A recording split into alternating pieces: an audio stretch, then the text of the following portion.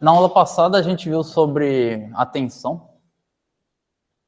A gente viu algumas equações, especialmente essa equação aqui,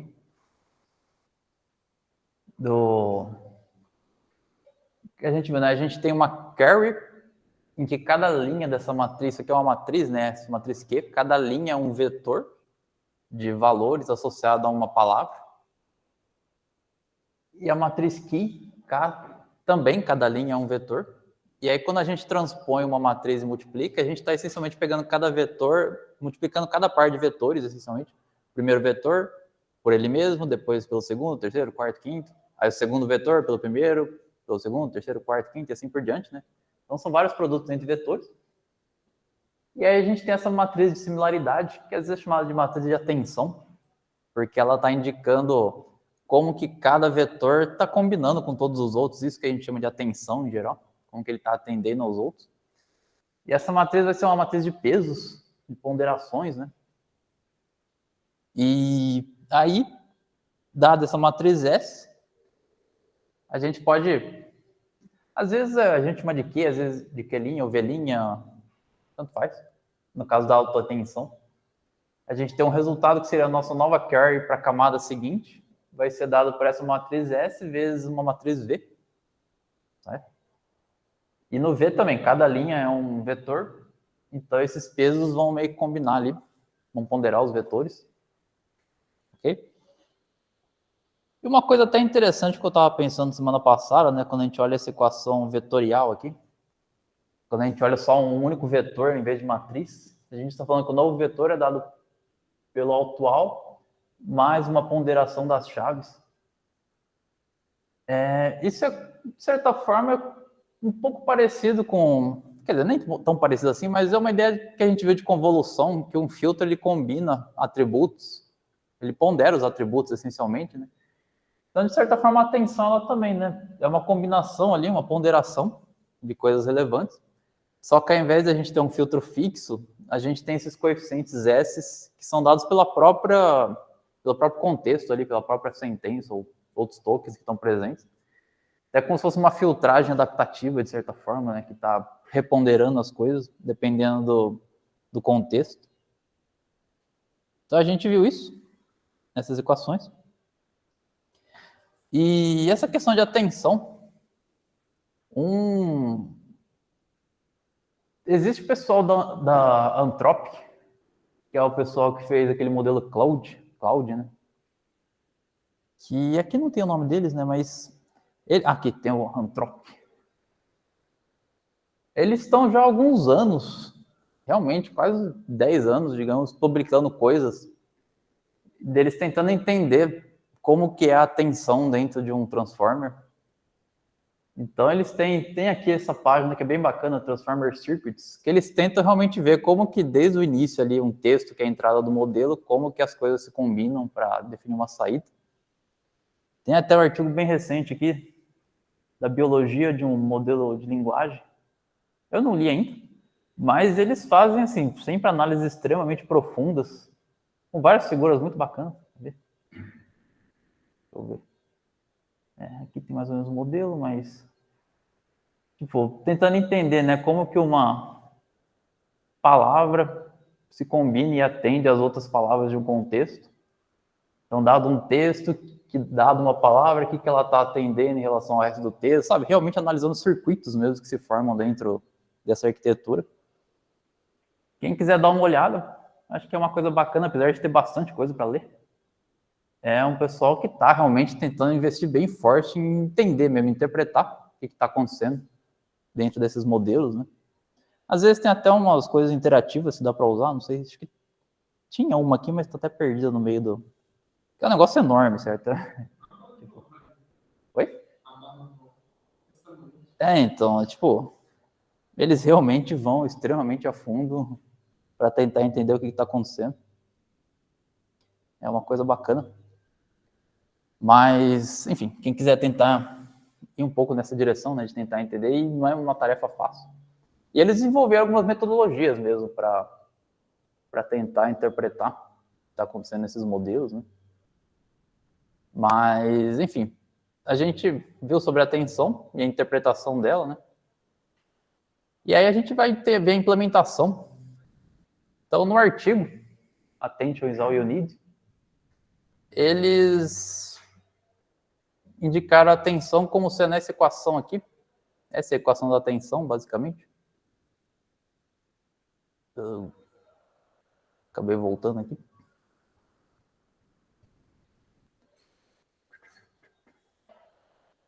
Aqui. Que é essa matriz QK a gente já viu, né? A ideia do softmax a gente viu também, que dado essa matriz Q vezes K transposto, que é a matriz S, é aplicado um softmax que vai normalizar cada linha da matriz. Então, o softmax é aplicado por linha. E a ideia é que os pesos somem em 1, vai ser uma ponderação mesmo. Então, isso a gente já viu. E depois a multiplicação por V. Só tem esse termo aqui, que a gente vai... Eu vou explicar depois o que ele é. Mas, bom, deve dar para explicar, né? Essencialmente, ele é um termo que... a ideia é que esses vetores, dependendo do modelo, você pode aumentar a dimensionalidade do modelo ou diminuir. Ou seja, para cada palavra, quantos atributos, né? Qual vai ser o tamanho do vetor usado para representar aquela palavra? A gente, tipicamente, o modelo pequeno é, por exemplo, cada palavra vai ser representada por um vetor de 768 valores, mas tem modelos que pode ser 4.096, por exemplo. Daí, quanto maior for esses vetores, mais variação vai dar nesses valores, né? Eles podem ficar cada vez maiores, porque se você multiplica dois vetores de tamanho 10 por 10, por exemplo, você vai ter um tipo de resultado. Se esses vetores tiverem tamanho 10.000, você pode ter uma variabilidade bem maior de valores, né? Uma escala bem maior. Então, existe esse esse DK é justamente o número, a dimensão desses vetores. Então, é dividido pela raiz deles para que, se o vetor ficar maior, esses valores não explodirem e você começar a ter uma flutuação muito grande dos valores. Okay? É só uma constante ali. Mas a equação é essa. E aí, a implementação. Para a gente ver a implementação, só tem uma outra coisa que eu acho que eu mostrei na aula passada também, né? Porque a arquitetura Transformers ela foi feita para texto. E aí esse pessoal do Google desenvolveu ela para imagens. Até que demorou, né? 2021. E a arquitetura é isso daqui. A ideia do Transformer tem alguns pontos especiais que a gente vai ter que ver. E uma é a ideia da criação dos patches. Outra é a ideia do token de classe, que é adicionado. E outra é a ideia da codificação posicional. A gente vai ter que ver esses elementos. Mas o primeiro passo da gente conseguir representar uma imagem para ser a entrada do Transformer é dividir essa imagem em patches, que a gente chama, criar os patches, que seriam janelas, né? Então, é definido um tamanho de patch.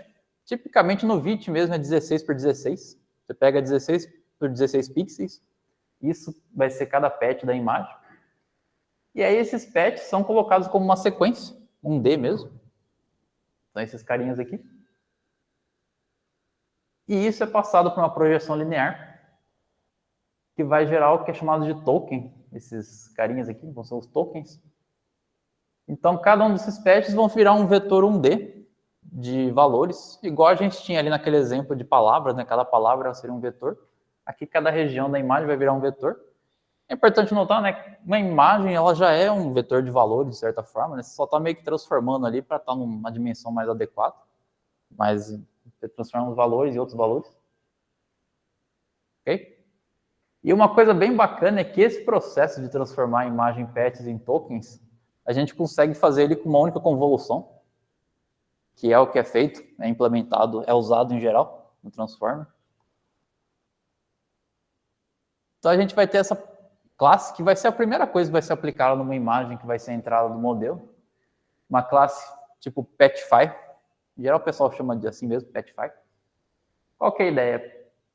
Ela vai receber qual que é a imagem, o tamanho da imagem original que ela vai processar, qual o tamanho do patch que ele vai criar, e o token DIN vai ser justamente quantas dimensões cada patch vai ter depois de transformar, né, em um token. Ok? E aí o grande truque está nessa camada de convolução. Porque a gente cria uma convolução em que ela vai receber 3 canais, assumindo que é uma imagem colorida. Ela vai gerar token de canais. E o tamanho do kernel vai ser o patch size e o passo da convolução vai ser também o tamanho do patch. Então, esse é um truque bem bacana, né? Porque você essencialmente vai ter um filtro. Esse patch size, como eu falei, tipicamente é 16 por 16. Então, você vai ter um filtro de tamanho 16 por 16. E ele vai pular 16 passos cada vez. Então, essencialmente, você está pegando uma janela. Você está dividindo a imagem em janela, certo? Um bloco de 16 por 16, depois outro bloco, e assim por diante. Então, só com essa convolução. Só tem uma questão que isso, em geral, é requerido no Transformer, é que o tamanho da imagem tem que ser múltiplo do patch size, para isso dar certo. Senão, teria que usar o padding para conseguir fazer, mas se for múltiplo, você vai conseguir ter exatamente o filtro em cada posição da imagem, e ele vai receber 3 canais e vai gerar token de canais. Então, note que isso já vai pegar para cada região 16 por 16, ela vai virar uma região de token de valores. Tá claro?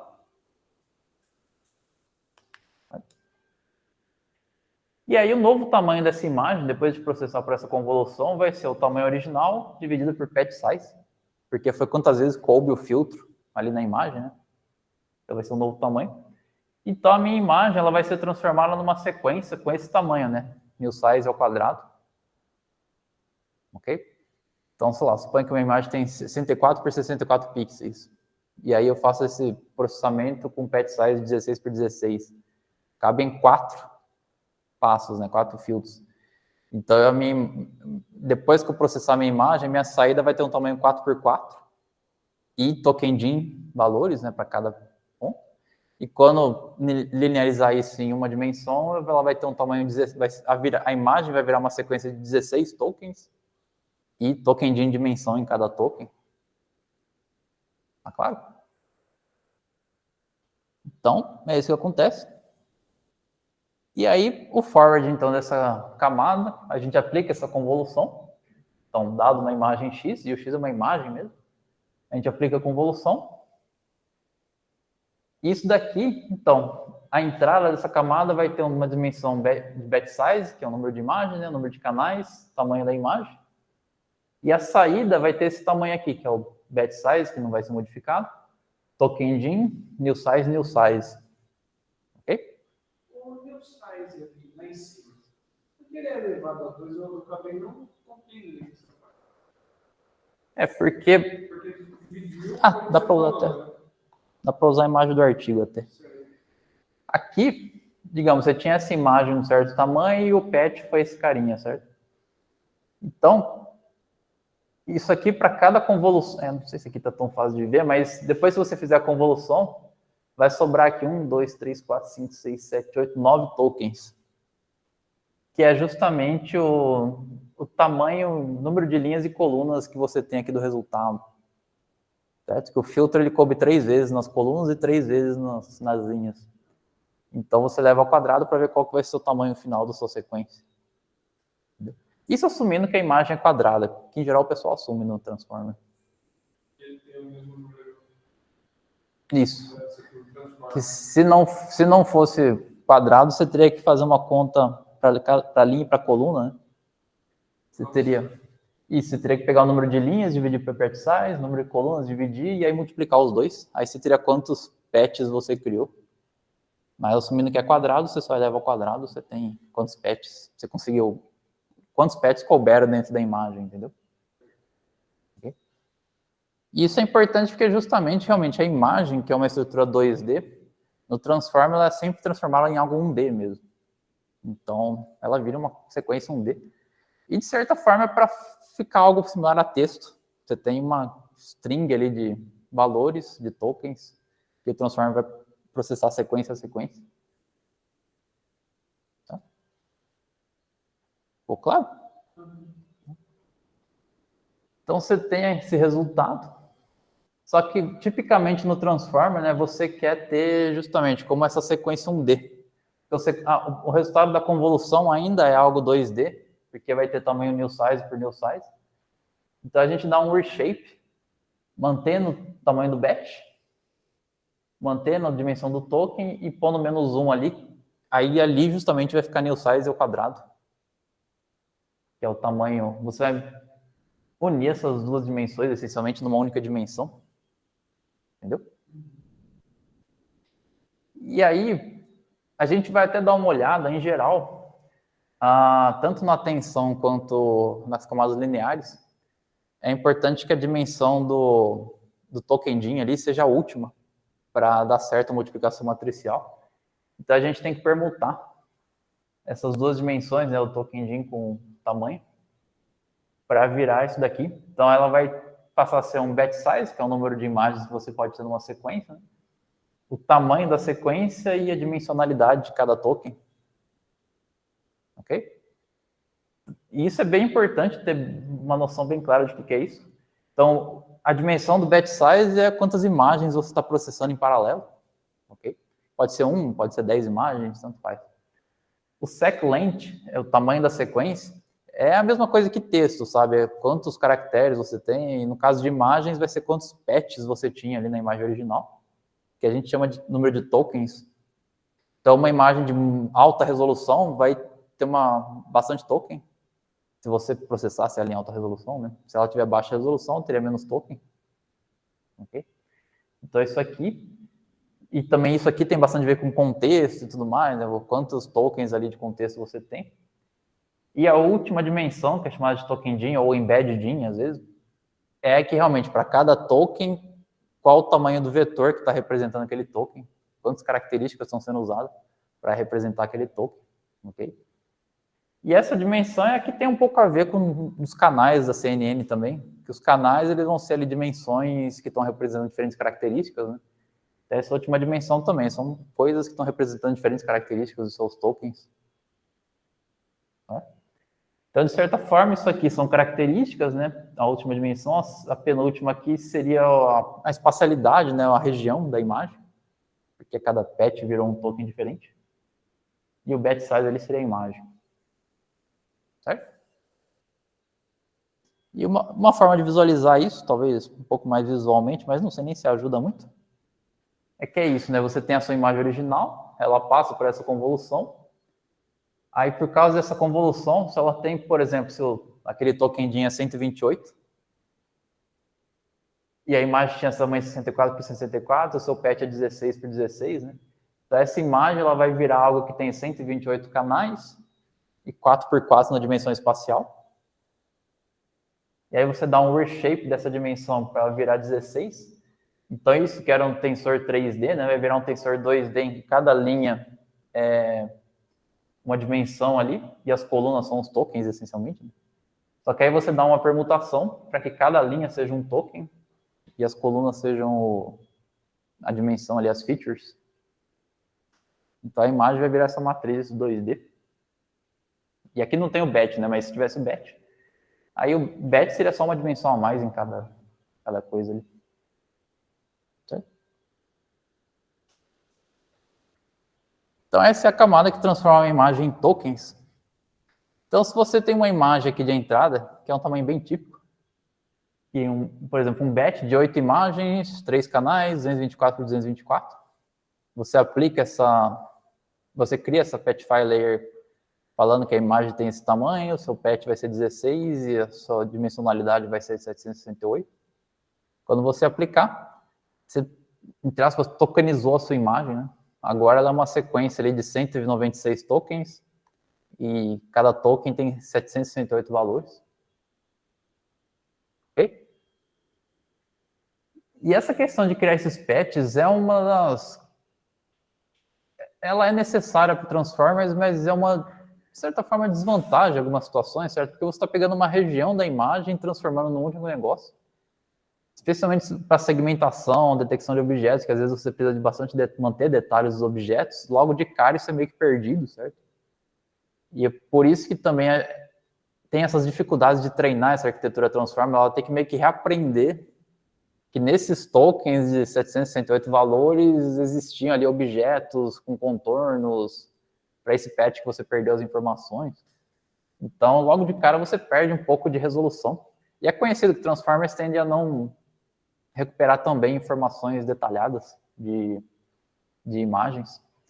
Tanto que é por isso, para geração de imagens, até recentemente era muito usada a UNet, que é uma CNN, que você precisa de detalhes, né? Mas para classificação, por exemplo, você não precisa saber os detalhes, nível de pixel ali dos objetos, só uma noção geral, né? Mas você perde, em geral, esses detalhes e também perde a questão da espacialidade. Literalmente, a imagem vira uma coisa 1D e a arquitetura tem que, de novo, reaprender, sei lá, o primeiro token está relacionado com o 20º, que seria o que estava abaixo na primeira linha, sabe, na primeira coluna ali. Então, tem essas questões. Mas está claro, pessoal? Okay. E aí, para entender algumas coisas de atenção, uma coisa que é útil a gente saber é como que o PyTorch faz algumas multiplicações matriciais em batches. Então, tipicamente, né, se você tem uma camada linear, você vai ter ali uma imagem que foi tokenizada. Então, por exemplo, a imagem de cima, né, vai ter 196 tokens, cada um com tamanho 768. E se você tivesse alguma matriz de pesos, em geral vai ser uma outra cópia da imagem, mas digamos que a gente tem essa matriz, que vai ser 768 valores por 64. Então, isso aqui é como se fosse uma camada linear, né? Que vai receber 768 atributos e vai gerar 64 de saída. Então, quando a gente fizer a multiplicação matricial disso, a gente vai transformar a dimensionalidade de cada token, certo? Cada token, antes tinha 768, a gente fez uma combinação linear entre eles e agora gerou 64 valores para cada token, ok? Então é importante notar que a gente está processando, quando a gente aplica uma camada linear nessa sequência de tokens, que é uma matriz 2D, a gente não está combinando entre os tokens, a gente só está pegando e combinando os features, né, os atributos de cada token, fazendo uma combinação linear entre eles. Porque a primeira linha dessa matriz vai ser combinada com a coluna desse carinha, aí a segunda linha vai ser combinada com a segunda coluna e assim por diante, né? Então, você só está fazendo uma combinação linear entre os atributos de cada token. Ok? E uma coisa que o PyTorch facilita bastante é a gente fazer justamente essa combinação linear. A gente pode fazer ela, não importa o número de dimensões do nosso tensor. Então, se eu tenho agora um tensor aqui que por algum motivo tem 4 dimensões, né, um 8 aqui, 12, 196, e aí a dimensão final que é 768, e eu tenho a mesma matriz de pesos, quando a gente fizer essa multiplicação matricial, essas 3 dimensões iniciais não vão mudar, só muda a última. Então é como se tudo isso fossem tokens, de certa forma, e a gente só está fazendo a combinação ao longo da última dimensão dessas matrizes. Ok? Então isso é equivalente, se eu tivesse um código desse tipo aqui, para cada índice na dimensão 1, para cada índice na dimensão 2, daria até para ter um para cada índice na dimensão 3, eu estou combinando ali os valores da última dimensão e colocando numa matriz final. Ou seja, essencialmente, todas as dimensões, exceto a última, fazem um papel como se fosse de um batch ali, simplesmente de coisas que vão ser processadas em paralelo. Ok? Tá claro? Tá. Isso vale para a camada linear também. Se eu aplicar a camada linear, ela só vai combinar ao longo da última dimensão. Tá. E aí a implementação da tensão em si. O que a gente vai ter? A gente tem os nossos tokens, que já é o que eu apliquei ali em cima numa imagem aleatória, no caso. Ela já foi tokenizada. Então, ela tem a dimensão do batch, a dimensão da sequência e a dimensão do embedded in. E aí, essa aqui, na verdade, é a autoatenção. A autoatenção a gente vai mandar 3 vezes o mesmo, literalmente, né, o mesmo tensor, combinado 3 vezes. E o próprio tensor ele vai ser tanto a carry, quanto aqui, quanto o valor. E aí, para fazer a multiplicação, a gente pega justamente a dimensão de cada token, que é a última dimensão ali, né? E aí faz um produto matricial entre a query e o key. E aí esse transpose -2, -1, a ideia é só para transpor só as 2 últimas dimensões, porque a gente não quer transpor a dimensão do batch. Então a gente só transpõe as 2 últimas. Então, produto matricial. e normalizado pelo dk ao quadrado aqui, ou melhor, dk, raiz quadrada de dk, que é dk elevado a meio, né? Então, isso aqui é a matriz de scores, vai ser só um produto, e aí a gente aplica softmax ao longo do -1, significa aplicar ao longo das colunas da última dimensão, né, para cada linha. E isso vão ser os valores de atenção, que vão indicar, né, para cada patch como que ele está combinando com todos os outros. E essa matriz é quadrada, lembrando, essas duas, né, na verdade, ela cresce quadraticamente com o número de tokens. Tá? Então, o número de linhas e colunas dessa matriz, ela é sempre quadrada, né? O número de linhas e colunas é o número de tokens, é aquele seqlen que a gente tinha. E aí, mais uma multiplicação matricial para pegar os valores de atenção e multiplicar pelos valores de entrada ali, né? A gente vai ter os valores de saída. Ok? E note que, de certa forma, a gente só está meio que combinando valores e gerando novos valores, no fim das contas. Certo?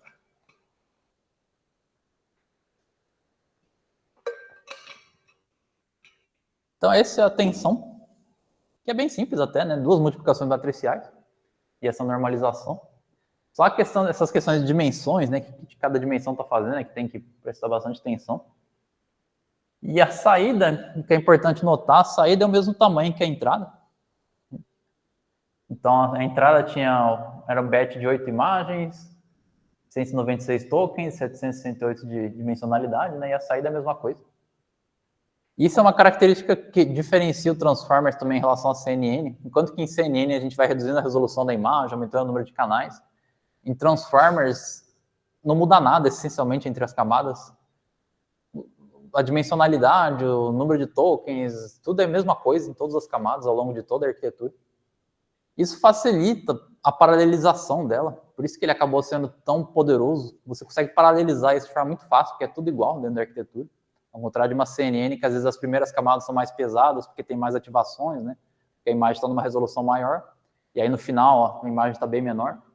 No Transformers é tudo igual, basicamente. Ok?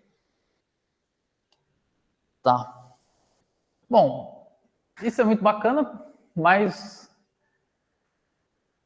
isso você está pegando, seus tokens, eles estão atendendo todo mundo. Só que o que é implementado num Transformers é o chamado atenção com múltiplas cabeças, multi-headed attention, que você essencialmente está pegando...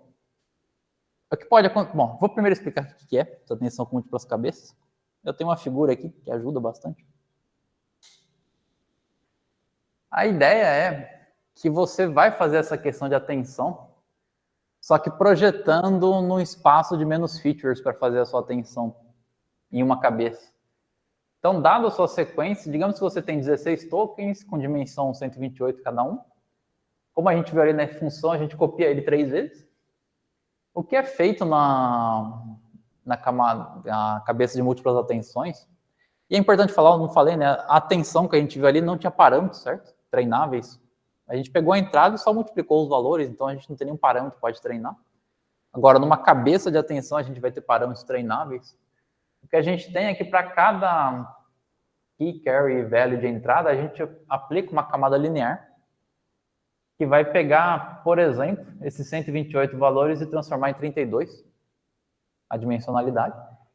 Então, você vai ter uma redução na dimensionalidade de cada token, e aí você faz a autotensão entre essas matrizes e tem um resultado com uma dimensão um pouco menor. Ok? Isso é uma cabeça de atenção. E aí, note como que está o formato dessa figura, porque a figura vai ficar um pouco mais complicada agora. Então, note que a gente tem um retângulo ali com 3 camadas lineares e as key, carry e values projetados. Uma camada de múltiplas cabeças, justamente cada cabeça vai ser isso daqui, né, que estava na figura anterior. E o que acontece é que, por exemplo, a matriz carry, ela é copiada para cada cabeça, e aí cada cabeça vai ter uma matriz, uma camada linear, que vai projetar tanto aqui, quanto a carry, quanto o value. nesse espaço de menor dimensionalidade, né? E vai ser feita a autoatenção, né? Só que aí o resultado de cada cabeça é concatenado e aí aplicado numa camada linear de novo para ter um novo resultado. Ok? O número de cabeças é aplicado?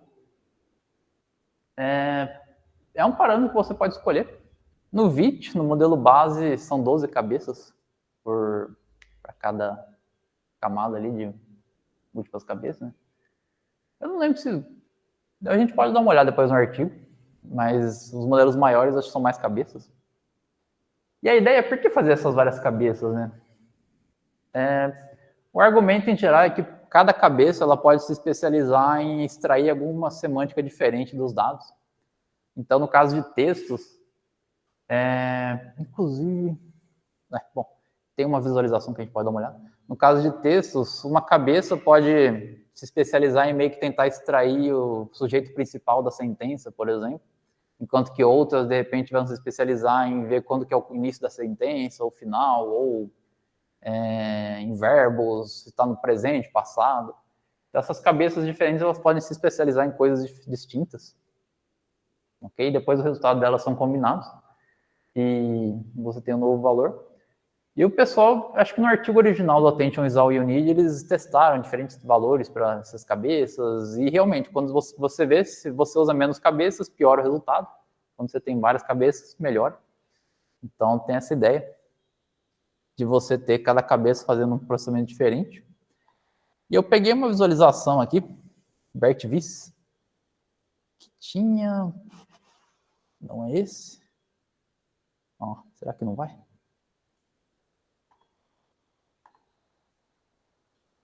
O que eu estava visualizando tem uma coisa bem interessante que dá para ver justamente o que cada cabeça está fazendo. Por algum motivo, apareceu. Ixi.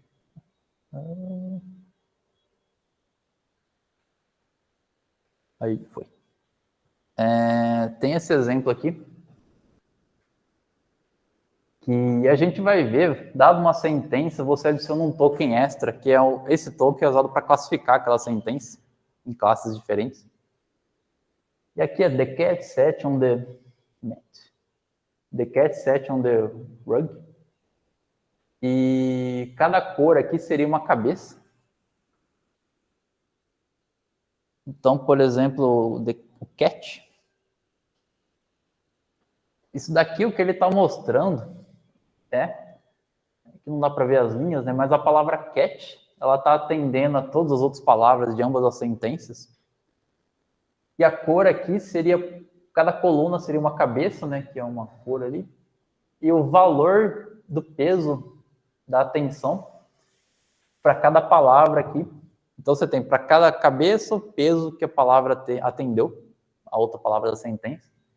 Então, dá para ver que, por exemplo, para duas cabeças, a palavra cat atendeu mais com D, enquanto que para as outras, para essa aqui, por exemplo, atendeu um pouco mais em sat.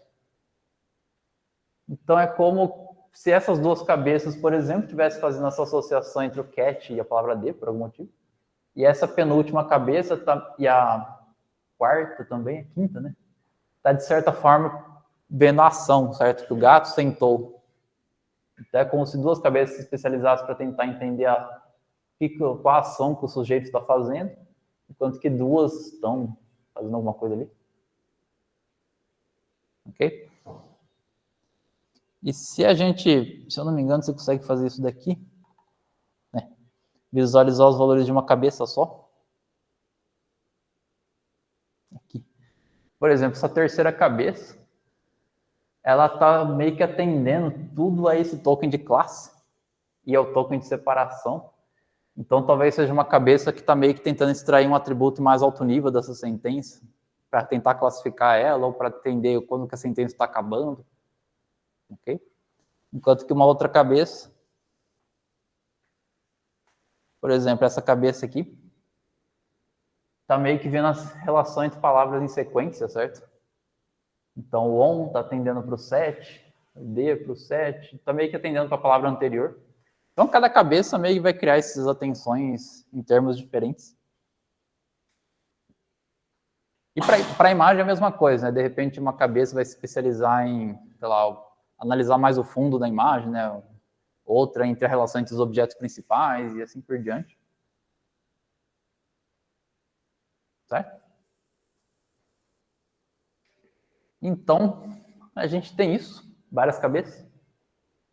E aí, matematicamente, isso também tem um valor que você está criando um subespaço, fazendo um processamento em cada subespaço, depois combinando os resultados e tudo mais, mas é fácil pensar que cada cabeça está extraindo atributos distintos. Só que o problema disso daqui é que só você tendo aqui 4 cabeças, você já teria 12 camadas lineares. Se tem 3 para cada cabeça, são 12 camadas lineares. Então, seria algo que ficar fazendo várias operações lineares seria meio custoso, né? O fato é que isso aqui é implementado de uma forma bem mais eficiente, com só 3 camadas lineares para fazer essa operação de todas as cabeças. Então, nessa figura de baixo, eu vou mostrar como que é implementado de fato. Por exemplo, para sua carry, você pode ter uma camada linear que vai aceitar 128 valores e gerar 128 valores de resultado. Só que esses 128 valores de resultado que ela está gerando, a gente pode imaginar que são 4 blocos de 32, porque as coisas são processadas de forma independente, certo? Então, ao invés de pegar a query e aplicar uma camada linear em cada cabeça, eu posso só aplicar uma única camada linear e eu vou ter 4 blocos aqui de colunas, que é como se fosse o resultado que eu tenho de cada cabeça. Para cada cabeça ali. Tá claro isso? Tá? Porque lembrando, o produto matricial é isso, né? É a primeira linha, vezes as colunas, e as linhas vão ser independentes entre si, né? Elas só vão ser combinadas com a outra matriz. Então, eu vou criar esses 4 blocos com uma única camada. E a mesma coisa para I e value, né? Eu tenho essas matrizes que são 4 blocos. Só que aí a minha dimensão, para dar certo a autotensão, eu preciso ter essa dimensão, né? Que o 32 é a última e o 4 é a primeira, porque são as diferentes cabeças que eu tenho. E o 16 são o número de tokens. Então, a gente tem que dar um reshape nessa matriz para criar essa nova dimensão, né? Dividir o 4 por 32 aqui em 2 novas dimensões. E dar um permute para pôr o 16 para o final. E aí a gente pode fazer a autotensão, porque vai ser feita... É como se o 4 agora fosse a dimensão do batch.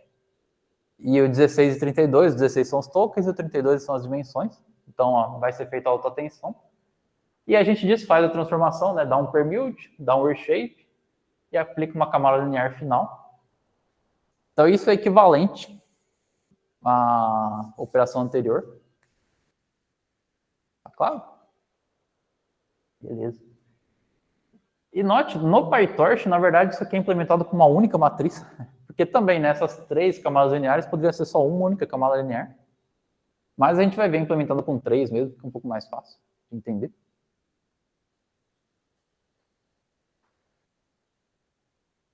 Então, a camada de múltipla tensão, múltiplas cabeças, os principais parâmetros dela são o número de cabeças que a gente vai querer e a dimensionalidade de cada cabeça, que ali no exemplo que a gente tiver é 32, né? Então, a gente vai ter isso e a gente calcula o DK também, porque aí essa normalização agora vai levar em conta a dimensão de cada cabeça. E a gente cria as camadas lineares, que são em geral chamadas camadas de projeção, que a gente está projetando num espaço de menor dimensão. Então, a gente tem a projeção das carries, dos keys e dos values, e a projeção final, que é da saída. Então, são 4 camadas lineares aqui. E aí, a nossa camada ela vai receber no forward uma carry key value. O que a gente vai fazer é que para cada a gente vai passar a camada linear respectiva e a carry, ou a key, ou o value, para essa método progeny reshape. E o que ele vai fazer exatamente, tem um monte de explicação aqui, mas é o que eu mostrei na figura. Esse progeny reshape vai receber a entrada, aplicar a camada linear, que vai fazer aquela projeção na dimensão menor. E aí a gente dá aquele reshape, aquele permute, que é um transpose também, nas dimensões. Ok? Então, a gente vai ter esse X que tem o mesmo número de tokens, mais uma dimensão menor. E é o resultado de cada cabeça. Tá dando para acompanhar, pessoal? Então, a gente faz isso para cada um. Aí, a gente aplica a tensão. E aí, desfaz essas transformações espaciais, né, e aplica a camada linear final. Então, é exatamente o que está sendo mostrado aqui, né? Aplica a camada linear, dá aqueles reshape permute, faz a autotensão e aplica a camada linear no final.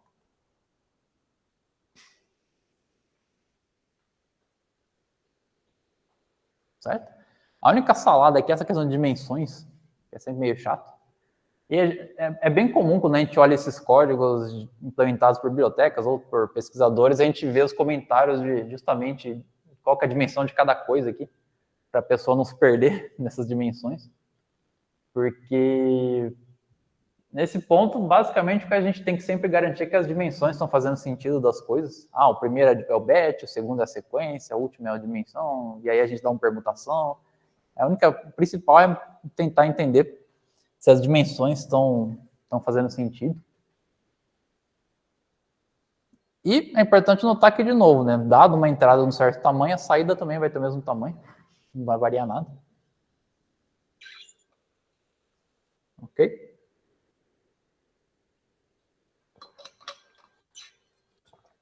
Tá.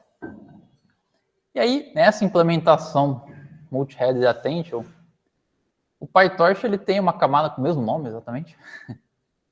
Então, ele tem já implementado essa tensão de múltiplas cabeças, em que a gente passa para ela a dimensão de embedding, que é aquela dimensão de cada token, né? O número de cabeças, e por padrão, essa camada ela considera que o batch vai estar no final, vai ser a última dimensão. Então, a gente tem que passar um batch first igual a true aqui para ficar igualzinho que a gente implementou ali. E se a gente aplicar isso, o que ela retorna, além de retornar a saída, ela retorna também os pesos da tensão, que muitas vezes isso é bem útil, justamente para a gente olhar o que está acontecendo ou fazer alguns outros processamentos, né? Então, ele retorna os pesos. Então, esse out vai ter o mesmo tamanho que a entrada, e os pesos de atenção, né, vai ter o tamanho do batch e o tamanho da sequência, é o número de linhas e colunas. Ok?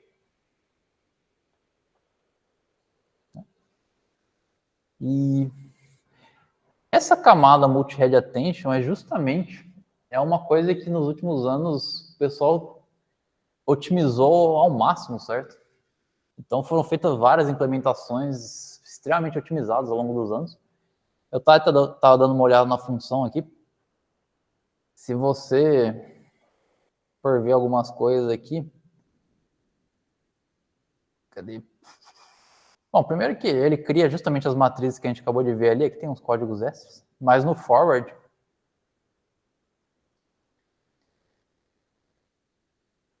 você tem uma grande quantidade de if que ele faz para verificar qual implementação ele consegue usar.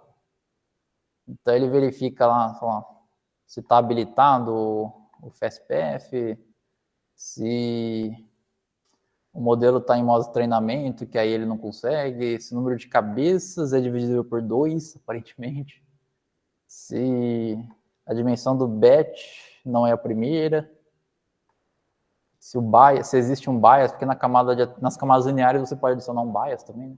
Então tem várias verificações para ver se ele consegue gerar qual implementação ele consegue usar.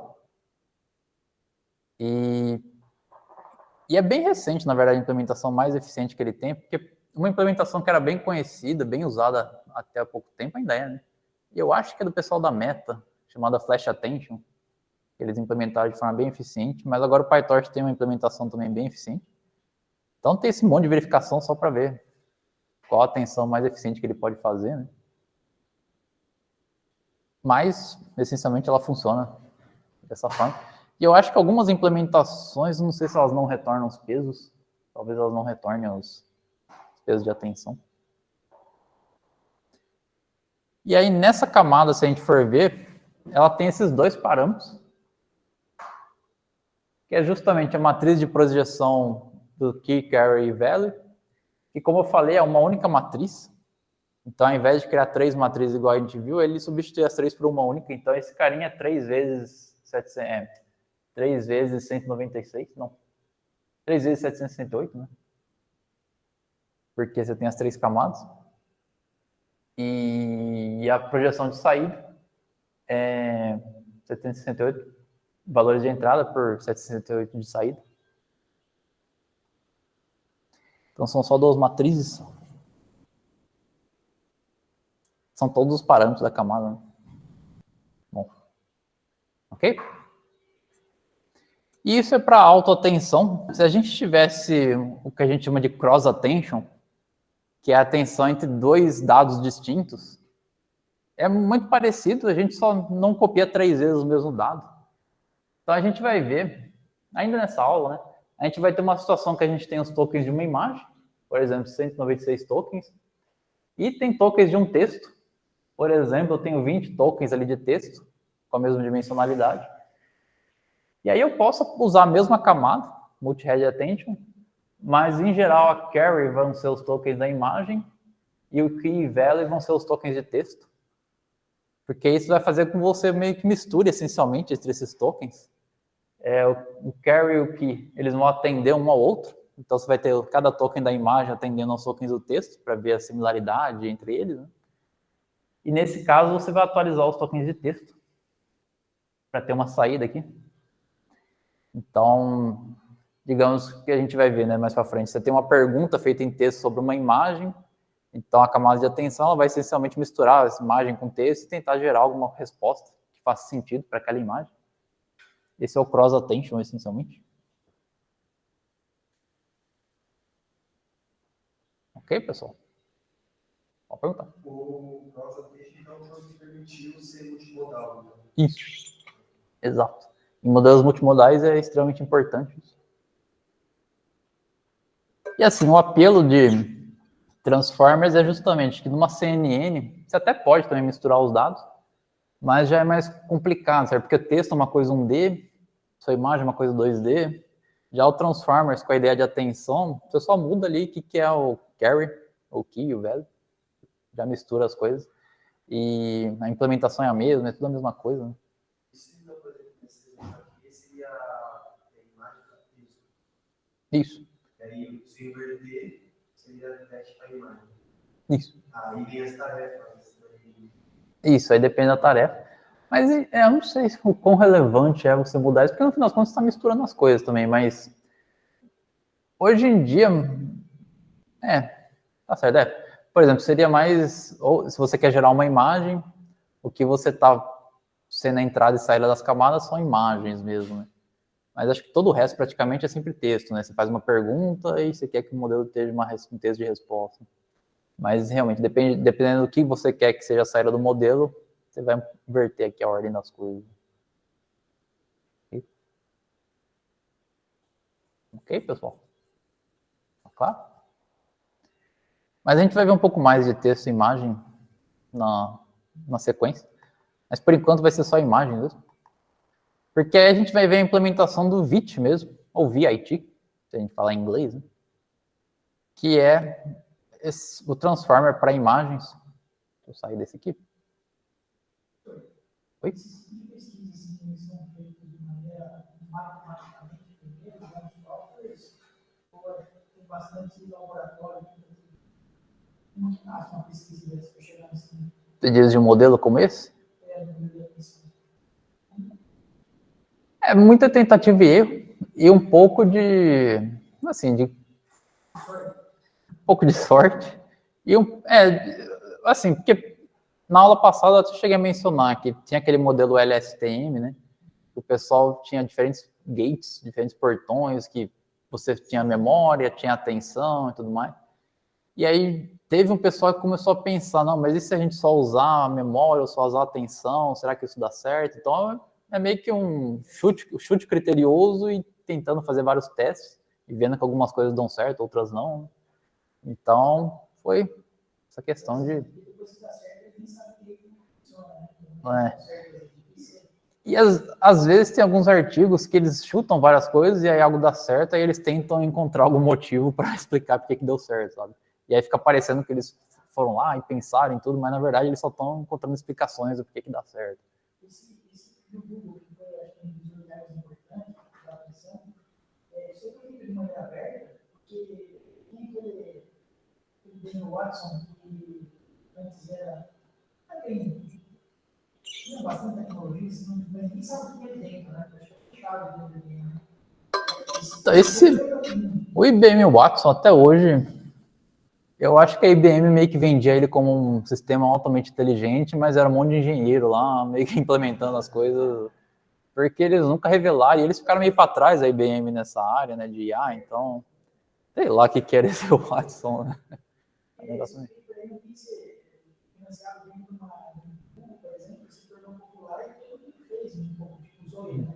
Uhum. E uma coisa aberta, dentro de uma empresa capitalista, às vezes eles não fecham as informações. Então, acho que, em parte, como eu falei, né, esse artigo que foi publicado, mesmo os autores, eles não sabiam que o negócio era tão útil assim, eles sabiam que era bom, mas não que ia explodir. Talvez se o Google soubesse que era algo extremamente fundamental e visto o que ia acontecer com isso, eles tentariam fechar, talvez.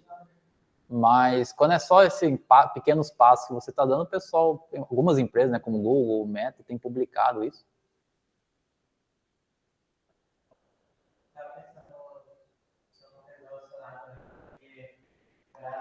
Texto, transferência de código, quando você os embeddings do texto para gerar a dimensão e tal, faz muito sentido, mas faz sentido porque a parte de transformar uma palavra em embedding, ela meio que ela está fazendo muito trabalho, se você parar para pensar no modelo de atenção, porque ela está mapeando o seu texto para valores que numericamente fazem sentido no mecanismo de atenção. Uhum. Não sei se tem que dizer, mas... Sim, você está criando, o modelo tem que criar um código que seja eficiente ali para as coisas atenderem corretamente, né? Não é nem eficiente, mas é porque o modelo de embedding ele geralmente mapeia. Você diz comparado com o modelo de embedding? Não, tipo, primeiro passa por um modelo de embedding e esses embeddings vão ser usados na camada de atenção. Uhum. Certo? É o que eu estou comentando. Enquanto você estava explicando, eu fiquei pensando, aí parece que o modelo de embedding está fazendo bastante trabalho nesse sentido, porque você não explicou como ele funcionava, mas... Ainda não, mas eu vou falar. Mas, assim, ao que eu entendo, a matemática funciona porque o modelo de embedding já mapeia as palavras para números que têm uma correlação alta. Só que para a imagem, tipo, isso não vale, né? Você passa a imagem como ela é, entre aspas, do modelo. Mas a gente vai ver, essa camada de embedding, ela é uma coisa extremamente simples. E inicialmente, mesmo para texto, ela é totalmente aleatória, sabe? Ela é dentro de uma matriz mesmo, a gente vai ver. Então, realmente, assim, para texto, o modelo tem que aprender o embedding do texto. Para imagem, você não tem um embedding realmente, né? Você tem os valores em si que estão sendo só transformados ali. Então, mas não sei se isso responde alguma coisa. Ou é só um comentário? Era mais um comentário do porquê que isso parece um pouco mágica para a imagem. Para texto parece menos mágica do jeito como os embeddings vêm relacionados para a imagem. Eu não sei, acho que vai ser a mágica do mesmo jeito, viu? Porque para texto a gente vai ver, é uma matriz aleatória também que tem que ser aprendida, sabe? Eu diria que é até um pouco mais mágico, porque para texto você não tem o que assim, você sai de palavras para um vetor de valores que você tem que aprender, sabe? Enquanto que imagem, seus valores já meio que representam algo que faz sentido, né? Mas em ambos são meio mágico a coisa. Mas assim, ultimamente você está só combinando, pegando valores, transformando e combinando entre eles e dá certo, sabe? Essencialmente esse é o resumo.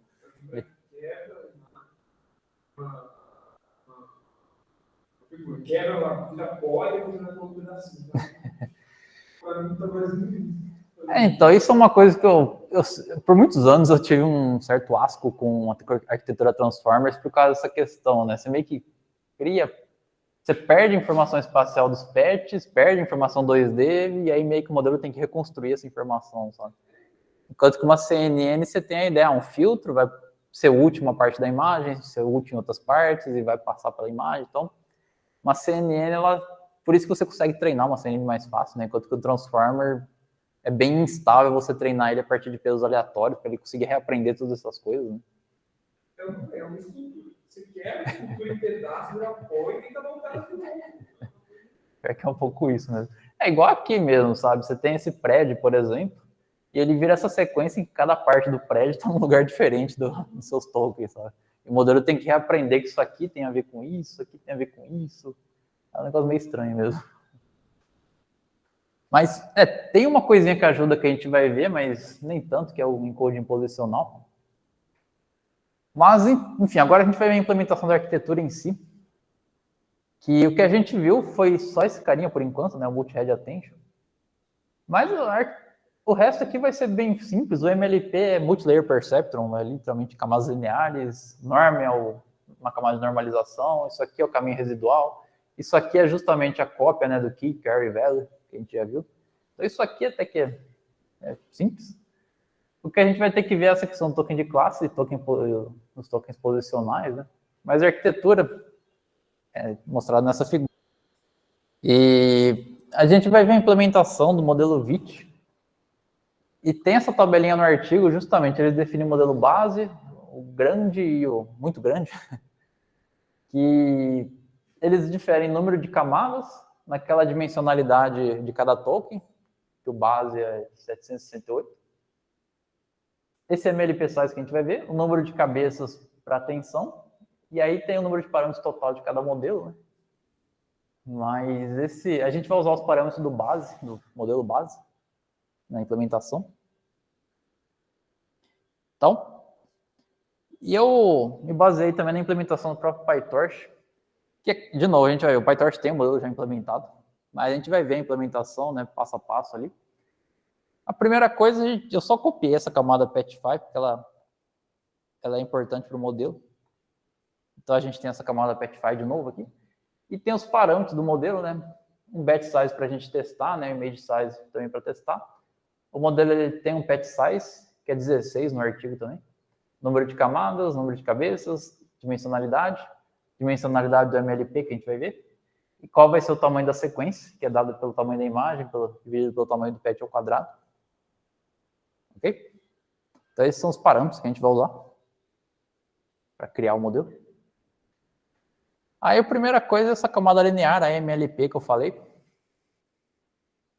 Ela é só duas camadas lineares com relu no meio.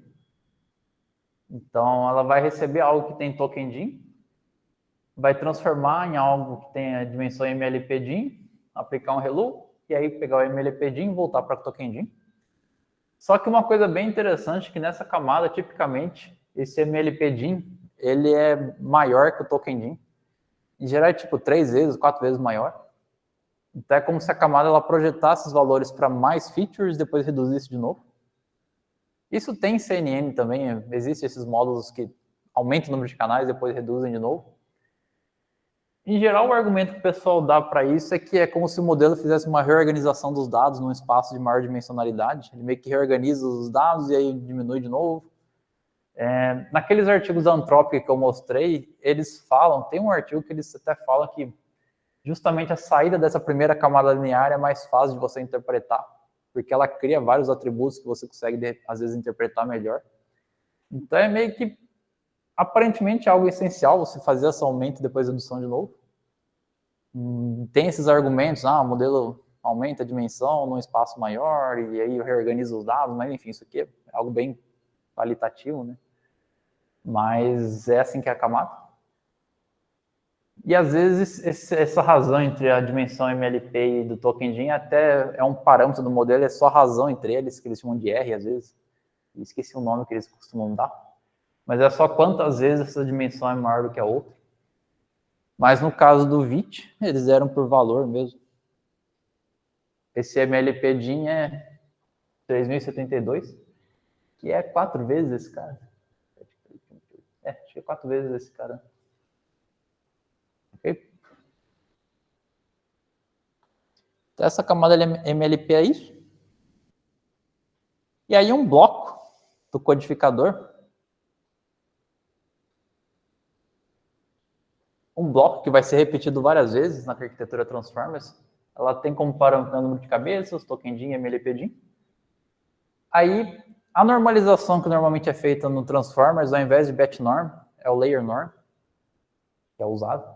Mas o objetivo é o mesmo, normalizar os valores para ter média zero e desvio padrão 1. Então, a gente tem uma camada de normalização, tem uma camada de atenção, tem outra normalização e o MLP. Okay?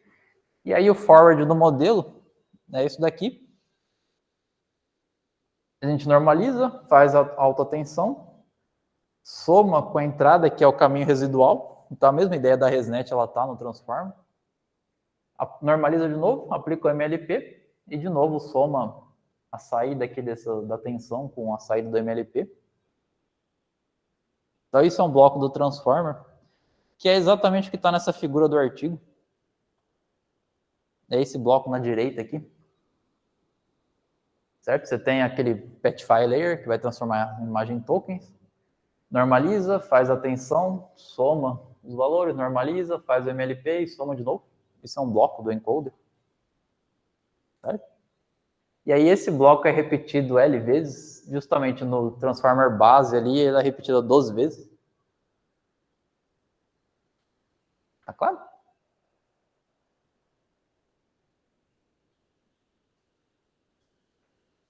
Então, isso é um bloco de codificador do transformer.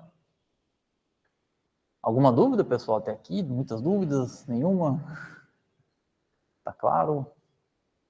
Então, a questão só é porque que isso funciona tão bem, né? Mas o principal é entender se pelo menos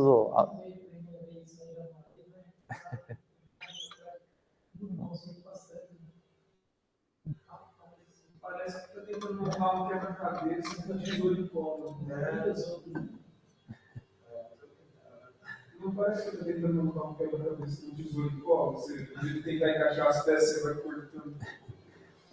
mas o interessante é que você tem elementos que foram aparecendo com os anos, né? Questão de normalização. Então, em CNNs foi encontrada a importância de você ter essa normalização, né? A questão do caminho residual também, o pessoal encontrou a importância, tanto que foi um artigo extremamente bem citado, que a gente viu, né? O principal mesmo foi a tensão, né? A principal diferença realmente dessa arquitetura, né? O MLP ali também é algo que já era conhecido, mais ou menos. Então, você meio que já tinha várias das peças que foram sendo desenvolvidas ao longo de décadas, né, basicamente. E aí, o que o pessoal realmente descobriu nesse artigo é que se você ter só a tensão ali no meio, isso aí ajuda muito. Lendo o artigo, eu fui na época, e ver a figura, né, que tinha mais atenção, eu não tinha entendido como conversar as coisas, né, porque tinha um desenho do lado do outro. Então, curiosamente, eu acho que a arquitetura VIT é mais fácil de entender do que a original aqui, né? Porque a original, como ela era a tradução de texto, né? Então, o VIT, ele é só essa parte direita, se a gente for ver, né? É que para tradução é aquilo que eu falei, você tem que codificar o texto numa língua e depois decodificar na outra, sabe? Então, e aí você tem a tensão cruzada, e aí é bem mais complicado. O melhor é ver o VIT aqui, fica bem bonitinho. Tem justamente codificação posicional, eles fizeram um seno aqui, ficou umas coisas meio... Esse artigo é meio confuso mesmo. O do VIT é bem mais... Quer dizer, o do VIT, como eles assumem que você já entendeu a arquitetura Transformer, ele não fala muita coisa também. Mas a figurinha até que tem todos os elementos, pelo menos. Isso é um bloco, então. E aí a gente só precisa de mais 2 elementos, então, para ter a implementação completa da arquitetura. O bloco a gente já tem, né? esse bloco, na verdade, da direita é isso daqui, né? O bloco aqui. A gente só precisa desses outros dois elementos. O primeiro é o token de classe, que é adicionado, e o segundo é o encoding posicional. Então, o token de classe, como que é, né? A gente poderia não ter esse token de classe. O que a gente poderia fazer é, a gente vai transformar a imagem em tokens, isso vai ser a entrada do transform, e a saída vão ser também vários tokens. E o que a gente poderia fazer, e às vezes é feito, é pegar esses tokens de saída, tirar uma média deles, por exemplo, e tentar usar isso para classificação. Porque é o que é feito aqui, né? Na saída do transform é aplicada uma camada linear para classificação, igual a gente tinha em CNN, a última camada linear. A gente poderia pegar a saída do transformer, pegar todos os tokens, tirar uma média e usar esse carinha numa camada linear para tentar classificar a imagem. Só que o que é feito é que é adicionado um token extra. E aí esse token só é que é usado para classificação da imagem, no caso de classificação, né? E a ideia é que esse token ele vai ficar atendendo a todos os outros tokens para justamente ganhar informação de qual é a classe daquela imagem. E aí o modelo vai ter que, de certa forma, concentrar, né, todas as informações que ele está extraindo dos patches nesse token, que vai ser usado para classificação. Não é concatenar esse extra. O extra ele só... No fim das contas, ele vai ser concatenado. Tipo, você vai ter a sua sequência, você só concatena um novo ali no começo e passa isso na arquitetura. Então, isso aqui também é outra coisa estranha, né? Esse token de classe, literalmente, inicialmente, ele é um vetor aleatório. Você concatena junto com a sua imagem. Só que aí esse token vai começar a ser enriquecido, de certa forma, né, com as informações, para ter a saída do modelo. E aí vai ser uma coisa desse tipo. Nesse notebook eu faço todas essas explicações, né, mas... Então, uma possibilidade que eu falei, né, se você não tivesse token de classe, digamos que você tem a sua saída do transformer, que ela vai ter uma dimensão batch size, o tamanho da sequência, token DIN. Você poderia tirar uma média ao longo da dimensão 1, que é a sequência, que seria meio que uma média de todos os atributos ali da imagem que foram extraídos, né? E aí você teria, então, 768 valores, caracterizando cada imagem, né, do seu batch, que são 8 imagens aqui, e poder usar isso para classificação. Isso em modelos de texto até que é usado, acho que no BERT, não, no BERT não, ele tem um token de classe, mas em alguns modelos eles fazem uma média, simplesmente. Mas o que é feito na prática é você criar esse token de classe com uma dimensão igual à dimensão dos tokens, só que aí você tem que criar novas dimensões ali para ficar compatível para poder concatenar os dados. E aí, dado uma sequência, o que a gente vai fazer é concatenar a sua sequência com esse token no começo. A única coisa é que esse token, ele é justamente um único token, e se você tem um batch de imagem, você tem que pegar esse token e copiar ele várias vezes, né, para concatenar com cada imagem. E aí, em implementações, a gente costuma ver isso, né, você expande o seu token com a dimensão batch size, que é essencialmente copiar ele várias vezes, para poder concatenar ele aqui embaixo. Ok? E uma coisa importante é que ele é um parâmetro. Isso só indica que ele vai ser um parâmetro treinável, que a rede vai poder alterar esse token de classe para otimizar ele como parâmetro do modelo. E o segundo elemento é o encoding posicional, que inclusive é uma outra coisa que torna a arquitetura Transformers estranha. Em tudo que a gente viu, né, na atenção, na camada linear, dado uma sequência de tokens, se você trocar a ordem dos tokens de forma aleatória, você simplesmente mistura os tokens, faz uma permutação aleatória, a saída vai ser exatamente igual, só permutada também. E se você despermutar a saída, você vai ter exatamente a mesma entrada que você teria se não tivesse permutado. Ou seja, a ordem dos tokens do transformer não importa, certo? Ela, literalmente, o mesmo token vai atender a todos os outros, porque essa é a ideia, né? Um token atende todos os outros. Então, se você reordenar eles, a saída vai ser igual, exceto permutada, certo? Por exemplo, se eu pegar a primeira metade de tokens e pôr no final, A única coisa que eu vou fazer é que a saída vai ser permutada também para o final, porque ele é invariante a permutação dos valores. Ele é equivariante, de certa forma, né? Você permuta, vai permutar. É diferente de CNNs, né? Que se você permutar a imagem, vai dar um resultado totalmente diferente, né? Mas o Transformer, só para provar isso, eu fiz aqui umas continhas. Então, imagine que você tem uma sequência aqui de tokens. O PyTorch ele tem essa função rangePerm, que dado um valor aqui, ele vai criar um conjunto de índices, que é uma permutação aleatória dos valores. E se você indexar ao longo da dimensão da sequência, seus índices, você vai ter essa sequência permutada aleatoriamente. Então, permutou aleatoriamente tokens. E aí cria uma camada de atenção aqui de múltiplas cabeças. Se você aplicar ela no seu X ou no seu X permutado, você vai ter duas saídas. E se você tentar verificar assim, se a sua saída permutada da mesma forma é igual à saída onde a entrada tinha sido permutada, né? Elas são todas iguais mesmo. Ou seja, a entrada, não importa a ordem das coisas, você tem o mesmo resultado. E aí, justamente, isso é um problema, e aí, talvez, de novo, na ideia de você meio que tentar adicionar uns elementos ali para a coisa dar certo. Isso é ruim para imagens, mesmo para texto também, mas para imagem, né? Quer dizer que um patch que está ali no canto, por exemplo, uma região da imagem está associada com o céu.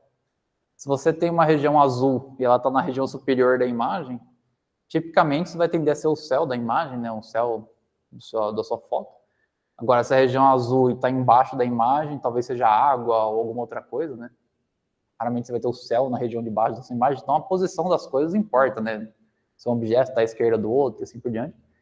Só que, dessa forma que a gente viu até agora, literalmente a arquitetura não tem informação de qual a posição de cada patch, que essa região é do lado da outra, se essa região está no canto esquerdo superior, a outra está no canto direito inferior. A arquitetura não tem essa informação. Então, vou só verificar aqui rapidinho se está na reunião. Tá. Tá sim, senhor. E é isso que a codificação posicional faz. É uma forma de você, de certa maneira, é como se você adicionasse uma marca d'água em cada token, indicando qual a posição original daquele token, para a arquitetura poder usar como uma dica ali de onde está aquele token, porque ela não sabe a princípio. E aí, tanto no Attention is all you need, quanto no Attention is all you need, o token posicional era uma equação. Essa daqui. Era isso daqui. É uma equação até meio complicada de senos e cossenos e tudo mais. E existem vários tipos de codificações posicionais que o pessoal foi usando, mas essencialmente tem uma figura aqui, esse aqui. Em geral elas são senos e cossenos, que se você visualizar, ela é algo desse tipo, e aqui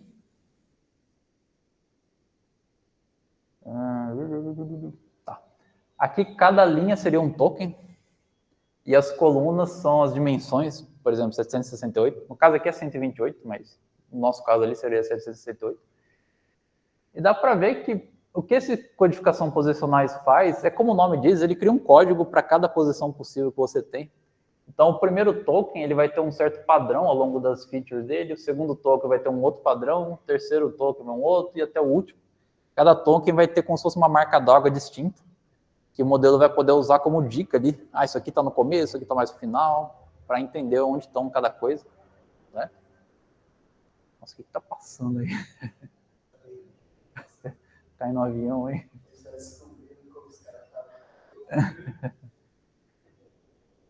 Então você cria essa marca d'água para o modelo conseguir saber onde estão os tokens.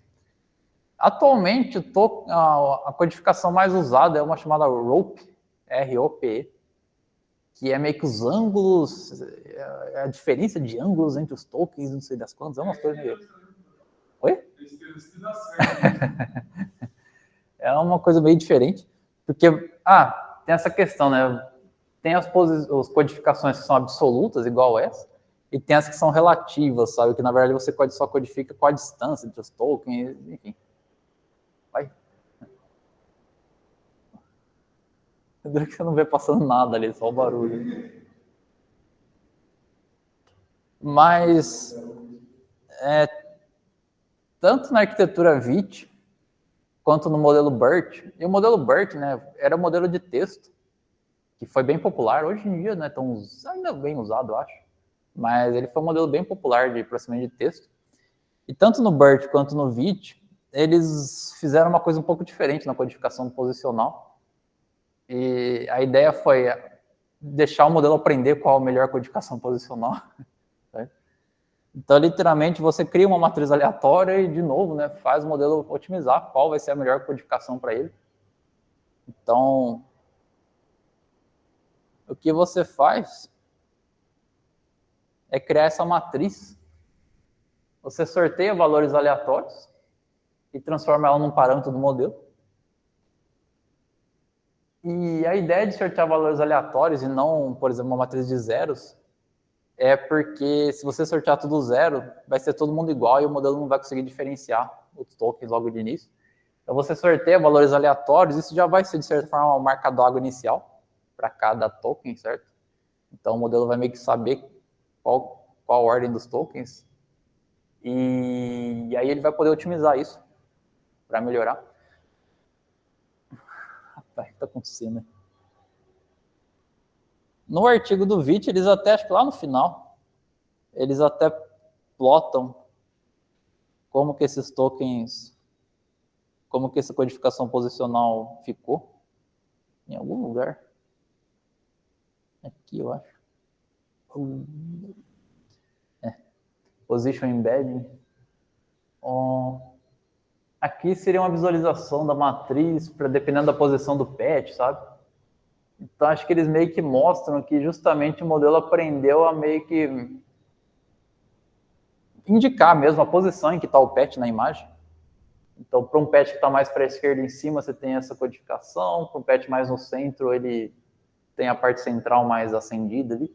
Então, meio que o modelo aprende automaticamente a tentar localizar os tokens. Ok? Então, aí a arquitetura em si é misturar tudo isso. Os parâmetros da arquitetura, isso é a parte importante, né, para entender bem quando a gente está usando esses modelos na prática. Né? Os parâmetros é o tamanho da imagem que o modelo é treinado. E em Transformers isso é mais importante que em CNNs, que uma CNN naturalmente ela consegue processar a imagem de qualquer tamanho. São filtros que vão deslizar na imagem. Para o Transformer, por causa de toda essa questão de criar patches e tudo mais, tipicamente eles têm um tamanho esperado de entrada. E é conhecido que se você tentar mudar o tamanho de entrada, ele vai dar resultados piores. Bem recentemente, o pessoal desenvolveu algumas técnicas de deixar eles um pouco mais flexíveis para diferentes tamanhos, mas a maioria é dependente do tamanho. O tamanho do patch, que vão ser as janelas, o número de camadas do modelo, o número de cabeças de atenção, a dimensionalidade de cada token, a dimensionalidade do MLP e o número de classes que ele vai classificar, né, no final. Então, esses são os parâmetros principais. E aí, tem a camada de Petfy. Você pode calcular qual que vai ser a sequência, o tamanho da sequência que o token vai processar, que o modelo vai processar. Você cria o token de classe, e aí a sequência vai ter um tamanho a mais, né, porque você vai adicionar um token de mais. Você cria os parâmetros de embedding, de codificação posicional, né, não de embedding. E aí os seus codificadores, você cria aquele encoder block, no layer às vezes, vai ser a codificação. E aí registra isso com essas camadas como um atributo do modelo, e as camadas de normalização, você registra aqui também, e a camada final de classificação. E aí o forward do seu modelo é aplicar todas essas coisas, né? Então, a camada Petfy, que transforma a imagem em tokens. Você pega o token de classe, expande, concatena com a sua sequência. Você adiciona aí o embedding, a codificação posicional, ela é somada mesmo nos valores. E aí você aplica o seu codificador, aí tem uma camada de normalização no final. Você pega e extrai somente o token 0, que é o token de classe. Porque lembrando, esses 2 pontos aqui é a dimensão do batch, porque eu posso ter várias imagens. E o 0 é a dimensão da sequência, né? Então você pega só o token de classe. E usa esse token de classe. Aplica a camada final de classificação nesse token de classe. Para fazer a classificação da imagem. Certo? Dúvidas? Então, esses são os elementos principais, né? A tokenização da imagem, o token de classe, que em geral é adicionado, as camadas do codificador, né? Que é a atenção e o MLP, e a classificação final ali. São os elementos. E o tipo de coisa que às vezes confunde nesses artigos, né? Igual a imagem que tem no VIT ali. Opa,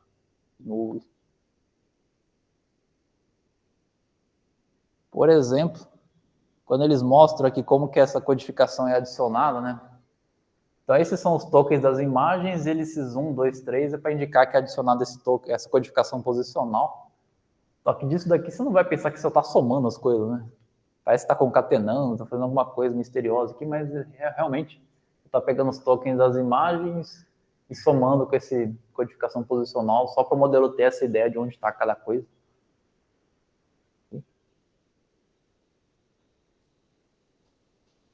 E aí, criando esse modelo, no caso eu criei com 1000 classes, que seria o original VIT, com 1000 classes, né? Se a gente tem uma imagem ali, um batch de imagens, a gente aplica o modelo e vai ter ali, para cada imagem, os 1000 valores associados com as classes que você está tentando classificar. Ok? Beleza? E aí, se a gente quiser usar esse modelo pronto, que é em geral o que a gente faz, o PyTorch, Torch Vision, na verdade, né, ele tem o Vision Transformer, que o modelo que a gente acabou de implementar é o VIT-B de base, né, base. E tipicamente o tamanho do patch é tão importante nos transformers que o nome dos modelos em geral tem o tamanho do patch. Então no PyTorch é o modelo base com patch tamanho 16 e não tem outro modelo, outro tamanho de patch. Tem o 16 ali no nome. E esse modelo vai ter todos os parâmetros ali, né? Ele vai ter lá qual a imagem típica de entrada do modelo, o tamanho do patch, quantas camadas de encoder, tamanho da dimensão escondida. Aquele, em vez de chamar de embedded DIN ou token DIN, eles chamam de hidden DIN, dimensão escondida. O MLP DIN, tamanho da sequência, número de classe, né? Todos esses são atributos do modelo que a gente pode visualizar. Tudo aqui. Okay? E aí esse modelo padrão, ele também é usado para classificar imagens do ImageNet. Ele tem 1000 saídas, né? Mas assim como a gente fez com o CNN, se a gente quiser usar ele para classificar outros tipos de dados, né? A última camada do modelo é chamada de heads, o que confunde um pouco com o multi-head attention também, né? Mas a última camada é chamada de heads, a gente pode substituir ela por uma identidade. E aí, se a gente aplicar o dado no modelo, agora a gente tem os 768 valores, que é o último token ali, o token de classe, na verdade, né? Esse aqui é só o token de classe, porque ele não passou pela camada de classificação. Então, são 768 valores. Então, aqui a gente vai ter uma imagem passando pelo modelo, esse token de classe, né, atendendo a todos os patches da imagem, passando pela atenção, pela MLP. Então, ele meio que vai sendo enriquecido com as informações dos patches. E aí, a princípio, é para ele ter a informação necessária para classificar a imagem. Okay? Então, é como se durante o treinamento, né, o modelo tem que ir jogando as informações nesse token para conseguir ter a resposta que precisa. Ok? Esse modelo em relação ao CNN, tem capacidade, algo assim, é exatamente isso que eu ia mostrar agora. Ainda bem que você me lembrou, para mim não esquecer. Porque tem um notebook até que cheguei a mostrar, mas eu vou mostrar de novo, porque a gente não viu ele tão bem. Tem essa biblioteca TIM, que ela tem implementado vários modelos de classificação, e a maioria deles são transformers. E os gráficos só são meio pesados. Espero que eles carreguem. Só acho que vai demorar um pouco para carregar aqui. Porque a biblioteca ela fornece uns arquivos CSV com a performance de cada modelo que eles treinam. E são mais de 1000, né? Pelo jeito. Vamos ver. Eu acho que talvez eu vou ter que executar de novo. Tá, deixa eu executar aqui. E o legal é que ela fornece, enquanto vai executando aqui, ela fornece... Opa, tudo bom? Perdeu um pouco da aula. Perdi bastante. 2 horas do profissional falou isso. Nossa senhora, você estava parado lá.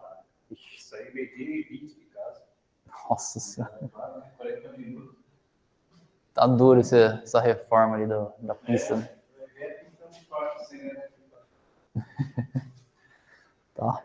Mas o ImageNet é 1.400.000 imagens e o conjunto de validação do ImageNet são 50.000 imagens. Certo? Então é esse conjunto que o pessoal em geral usa para medir a acurácia dos modelos. Só que aí justamente com o passar dos anos, o pessoal foi otimizando tanto os modelos para conjunto de validação do ImageNet que isso já começa a ser um overfit de certa forma, sabe? Igual o Google, a Meta, eles têm uns superclusters que você faz uma otimização de hiperparâmetros para ver o que vai dar melhor no conjunto de validação do ImageNet. Você tem, de certa forma, um overfit ali dos design, as escolhas de design que você fez. Então, uma coisa que o pessoal fez foi criar um segundo conjunto de validação do ImageNet, com outras 50.000 imagens diferentes do ImageNet, para tentar avaliar os modelos.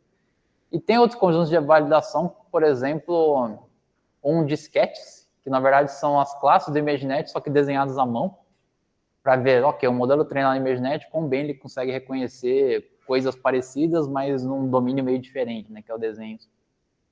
Só para explicar que tem esses outros gráficos aqui também. Mas esse primeiro aqui é a acurácia de modelos treinados no ImageNet e a acurácia no conjunto de validação. Então, primeiro, né, o eixo X é o número de parâmetros do modelo e o eixo Y é a acurácia, top 1, né, que é se o modelo acertou a classe ou não. E aí tem um monte de modelo, mas tem algumas famílias que eu coloquei ali. O modelo ResNet, por exemplo, ele é esse carinha rosinha aqui, né? Deixa eu pôr meio para baixo aqui para conseguir apontar.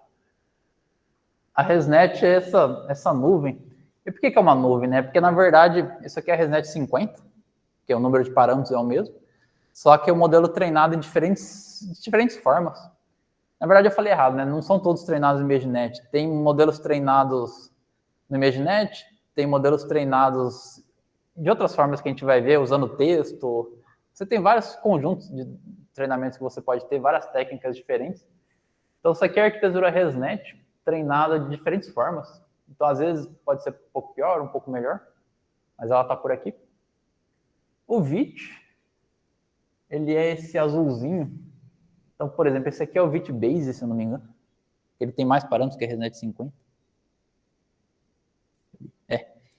Esse nuvem verdinho aqui é o VIT Base.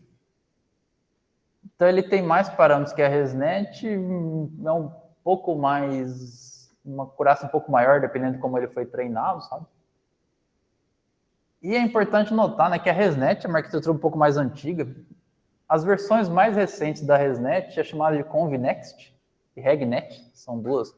É muito parecido, só algumas pequenas mudanças. E o ConvNext são todos esses vermelhinhos que estão aqui, né? Dá para ver que o ConvNext ele está bem ali no limite superior da nuvem, para diferentes parâmetros, né? São esses modelos vermelhos. O RegNet seria esses roxinhos. Mas você vê que está, assim, tudo meio misturado, certo? Ou seja, isso aqui é a validação no ImageNet, que é um dataset bem complexo. Se você tiver alguma outra aplicação, dá para ver que vai ser tudo mais ou menos equivalente. A principal escolha vai ser justamente quanto você quer, qual a relação que você quer aqui entre o tamanho do modelo e a acurácia dele, certo? Se você quiser o mais acurado, Você vai ter que pegar um modelo que tem uma grande quantidade de parâmetros. No caso aqui, isso aqui é em milhões? É, milhões. Então aqui já está na ordem de bilhões de parâmetros, que é o EVA. Ele, se eu não me engano, dá 90% de acurácia no ImageNet, né? Está ali, 90%. De 1 bilhão de parâmetros. E o VGG está aqui, né? O AlexNet, ele está em algum lugar por aqui. O AlexNet está em algum canto aqui. Não lembro onde ele está, mas também está meio para baixo. Então, assim, de certa forma, em um treinamento supervisionado e para classificação no ImageNet, não tem lá muita diferença entre esses modelos. O CNN e o VIT, com o número de parâmetros. Tem um VIT aqui que é um pouco menor que o base, porque depois da publicação daquele artigo, no artigo tinha o base, o large e o huge, que é o enorme, né? Mas também depois os próprios autores daquele artigo, eles disponibilizaram o mini e o tiny, eu acho, que são dois menores. Eu acho que um é esse carinha aqui e o outro é esse ou esse, ó. Ok? E tem a qualidade desses modelos naquele outro dataset que eu falei do ImageNet, que também está tudo meio misturado. E tem a qualidade dos modelos no Sketch, que seria as classes do ImageNet, só que desenhadas à mão. E aí as acurácias já estão ali no 20%, 30%, já cai bastante. Esses modelos não generalizam tão bem. Ok? E tem uma outra métrica que pode ser usada, que eu acho que eu não rodei, que é o tempo de inferência desses modelos, certo? Porque aqui a gente está olhando essa dimensão de número de parâmetros e acurácia. Só que independente do número de parâmetros, por exemplo, a tensão, a gente viu que a tensão por si só não tem parâmetros, mas ela tem um custo. Então, você ter a tensão ali, apesar de não aumentar o número de parâmetros, você está adicionando custo ao modelo. Então, uma outra forma de medir essas coisas é ver quantas imagens por segundo você consegue processar, né, com esses modelos. Só que aí eu criei um jeito de mergir as tabelas aqui bem ineficiente, que tem um custo quadrático, demora um pouco para fazer isso, mas vai ser o gráfico ali. Mas a questão é que, por que então a arquitetura Transformer, né? Você está dando tudo a mesma coisa ali. A primeira ideia é que Transformers torna bem mais natural a gente usar texto também, misturar texto com imagens. É bem mais natural do que usar CNNs. E CNNs dá para usar texto também, a gente consegue pegar um texto, transformar numa estrutura 2D, por exemplo, e misturar com uma imagem. Mas onde a arquitetura Transformers realmente é extremamente útil é quando a gente passa do treinamento de alguns milhões de imagens. E a gente vai ver, ainda nessa aula, né, um modelo que foi treinado em mais de 400 milhões de imagens, de pares de texto e imagem. E quando a gente começa a ter esses modelos de linguagem enormes, ou modelos que têm que processar uma grande quantidade de imagens, a arquitetura Transformers ela tem uma capacidade bem maior de armazenar informações internamente, por causa do mecanismo de atenção, enquanto que uma CNN ela tem um limite. Chega um momento ali que ela não consegue mais aprender, não consegue mais armazenar as informações para aquele número de parâmetros, né? Então, para esses modelos multimodais, especialmente, que você treina... Enfim, na verdade, o importante é o ImageNet foi meio que o limite que você consegue em dados supervisionados, porque você teve que anotar milhões de imagens. Tem o ImageNet 21K, que eu já falei, né, que tem 21 milhões de imagens. Então, o ImageNet é meio que o maior conjunto anotado para a classificação que já foi criado. Só que é um conjunto de 2009, na verdade, né? Então já é bem antigo. E o pessoal percebeu, ok, mais do que isso não tem muito sentido mais a gente ficar anotando imagens. Então, a mudança de paradigma que teve com o início da arquitetura Transformers foi você começar a treinar os modelos de forma não supervisionada, ou auto-supervisionada também, como a gente às vezes é chamado. É você tentar desenvolver técnicas para um modelo, você conseguir adicionar informações para o modelo, mas sem ter que ficar rotulando um monte de dados. E no nível do ImageNet, realmente não tem muita diferença entre CNN e Transformers. Mas nessa questão de auto-supervisionado, e aí tem um notebook mostrando justamente essa questão. de algumas técnicas de treinamento autossupervisionado. Deixa eu só esperar rodar aqui. Uma técnica autossupervisionada a gente já viu na aula passada, eu acho, que era aquela de você apagar parte da imagem e o modelo ter que recuperar aquelas partes apagadas. Né? Então, você tem essa tarefa, né? Você apaga regiões da imagem e tenta recuperar aquela região. E isso você pode treinar em milhões ou até bilhões de imagens para o modelo aprender a estrutura dessas imagens. E aí uma CNN ela vai ser limitada. Chega um ponto que você já não consegue mais, ela não consegue mais armazenar informação de um grande conjunto de imagens, enquanto que o Transformer você sempre consegue continuar escalando ele. Certo? Então, por exemplo, essa tarefa de recuperar regiões apagadas de imagens é um Transformer que o pessoal usa para treinar. Porque se você faz ele recuperar ali alguns milhões de imagens, ele vai aprender sobre a estrutura dessas imagens, ele vai aprender todas essas questões, né, de onde, tudo isso que a gente viu, né, de apagar a estrutura 2D da imagem, ele vai meio que reaprender a usar essas codificações posicionais, então ele vai meio que reaprender todas essas informações e vai se tornar uma estrutura bem poderosa para processar as imagens.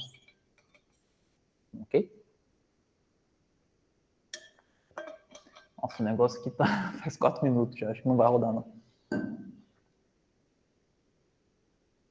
E, bom, enquanto vai rodando aqui, eu vou mostrar algumas questões que nessa biblioteca TIM, e hoje em dia ela é muito usada para a gente pegar codificadores pré-treinados de Transformers. E o nome da biblioteca é PyTorch Image Models, mas chamaram ela de TIM. Deve ser o nome do autor, porque é basicamente um cara que mantém esse negócio faz alguns anos já. E ele é um cara realmente, aqueles caras meio maluco que treina um monte de modelo e disponibiliza esses modelos. E o modelo Transformer padrão, ele tem essa tag aqui, esse nome, é o VIT-Base Patch 16 e o tamanho da imagem 224. Então esses modelos, como eu falei, né, eles têm um tamanho de entrada fixo em geral e um tamanho de patch. Então esse modelo base. E aí, para carregar esse modelo pré-treinado na biblioteca, a biblioteca chama TIM, a gente usa a função createModel, o nome do modelo, e se a gente quer ele pré-treinado ou não. Então ele vai carregar o modelo. E a gente pode, por exemplo, colocar ele em modo validação, criar uma imagem ali e aplicar o modelo na imagem. Ele vai classificar essa imagem em 1000 classes diferentes. Certo? Então, existe esse modelo pré-treinado. E da mesma forma, bom, a implementação em si, em geral, ele reimplementa os modelos. Ele não pega algo já implementado, ele reimplementa. E isso é uma coisa interessante, certo? Mesmo que você... Alguns modelos ele retreina, outros ele pega também os pesos já pré-treinados. E essa é uma coisa interessante, você pode reimplementar o modelo, mas desde que os parâmetros tenham os mesmos tamanhos, você pode carregar pesos pré-treinados desse modelo de outros lugares. E aí, uma questão é que você pode também eliminar algumas partes do modelo, se você quiser, por exemplo, só extrair atributos de imagens, não quiser a camada de classificação, ou você não quiser manter a espacialidade dos tokens, né? O que você pode fazer? Você pode criar um modelo pré-treinado. Quando você põe não classes igual a 0, ele elimina a camada de classificação. Até como se substituísse a camada por uma identidade. Dá para fazer isso também, dá para substituir uma identidade. Mas aqui já na hora da criação do modelo a gente já elimina. E tem o pooling aqui. Ele chama de pooling, mas porque justamente você pode escolher na biblioteca se você vai usar o token de classificação ou vai fazer um pooling dos tokens, tirar uma média, pegar o máximo, ou o que seja. Então tem as várias estratégias. Mas se você põe aqui uma string vazia, ele também não vai fazer esse pooling. Ele vai retornar toda a sequência, em vez de pegar só o token de classificação ou só tirar a média. Então, só como exemplo, né, se a gente aplicar o modelo nesse dado, o nosso token de classe vai ser o primeiro token de saída. E o resto dos tokens, se a gente der um reshape neles, a gente vai ter esse mapa de atributos de tamanho 14 por 14, que são os tokens de cada região da imagem. Porque a imagem ela tem o tamanho 224, Se o patch tem tamanho 16, 224 dividido por 16 dá 14. Então, você vê que também o tamanho da sequência dentro do Transformer é fixa, né? Se a imagem é 224, patch é 16, a gente vai ter 14 por 14 de tokens, que vai dar 14 vezes 14 o tamanho da sequência. É 196 mesmo, né? 196. Não. Quanto que é 14 vezes 14? Acho que é 196, né? 196. Era o valor que a gente estava usando ali mesmo.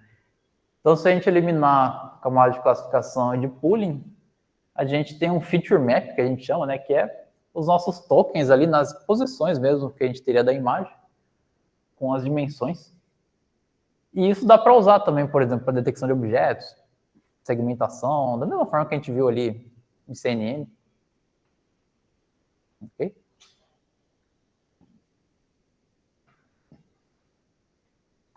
Vou ver se rodou aqui. Rodou.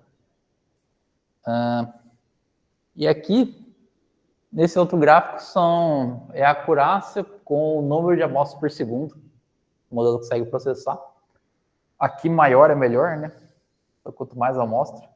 Só que tipicamente você tem essa relação também, né? Quanto mais amostras o modelo consegue processar por segundo, menor é a acurácia. E aí você vê que o próprio Convinext, agora ele está verde, ele também se mantém ali sendo um modelo bem...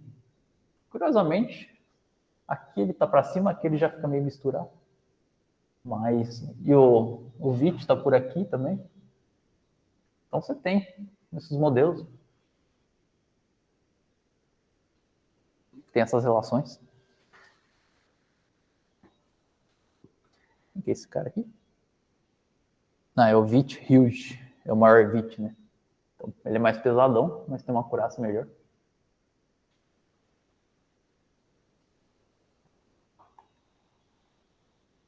E aí, nessa biblioteca TEAM, além da arquitetura, a gente pode escolher como aquele modelo foi treinado, dependendo do nome do modelo que a gente carrega. Então, por exemplo, a gente tinha o VIT Base Patch 16.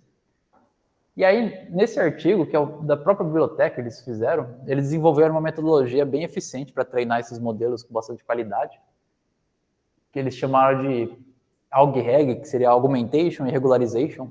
Então, você tem algumas técnicas de aumento de dados e regularização. E aqui o IN1K seria ImageNet 1K. Então, é esse VIT treinado no ImageNet 1K. Aí você tem, por exemplo, a mesma arquitetura, só que treinado no ImageNet 21K, que é bem mais imagem, né? E depois refinado, o FT aqui de Fine Tuned. Então, eles treinam no 21K e depois refinam no 1K. Então, é um modelo que viu bem mais imagens. E, tipicamente, ele tende a ter uma acurácia um pouco melhor. E aí você tem um modelo, justamente, que a gente já viu, né, que é treinado para recuperar regiões apagadas de imagens. Na biblioteca TEAM, você tem o VIT-Base.my, de Masked Autoencoder. É um modelo treinado para essa tarefa. Então, você carrega os pesos desse modelo. E tem uma outra técnica bem popular de treinamento, que a gente chama de treinamento contrastivo. Que uma das formas, existem várias formas de fazer isso, né? Mas uma das formas, você tem um batch de imagens, e aí para cada imagem você faz 2 aumentos de dados. Em geral são aumentos agressivos mesmo. Tipo, dá para ver aqui, cortou boa parte da imagem, ela ficou vermelha, aqui ficou nível de cinza. Faz 2 aumentos de dados. E aí você aplica uma CNN ou Transformer, né? Dá para fazer ambos. E a sua loss, ao invés de ser uma loss de classificação, é uma loss contrastiva. Que a gente vai ver, inclusive, na sequência. Mas o que ela vai fazer ela vai dar um valor maior quando as saídas do modelo forem parecidas para as 2 versões aumentadas da imagem, e um valor menor para imagens diferentes, para saídas de imagens diferentes, certo? Então, a ideia é fazer com que o modelo aprenda a projetar aumentos diferentes de uma mesma imagem na mesma região desse espaço de atributos, e os aumentos ali de imagens diferentes em regiões diferentes. Então, é um modelo que, de certa forma, aprende similaridade entre imagens. Vai? E isso também você não precisa de rótulo, certo? Você pode ter lá uma base de 1 milhão de imagens e ficar treinando ali para ele aprender que imagens versões da mesma imagem aumentar, ela tem que ficar em uma região parecida do espaço. Então, esse é o modelo contrastivo. Um dos mais conhecidos, mas também já mais antigo, né, é o Slim CRL, se eu não me engano. Aqui eu não tenho nome, mas é esse artigo aqui. Ele faz exatamente isso. E um dos mais populares atualmente é o modelo Dino. Aqui, Dino.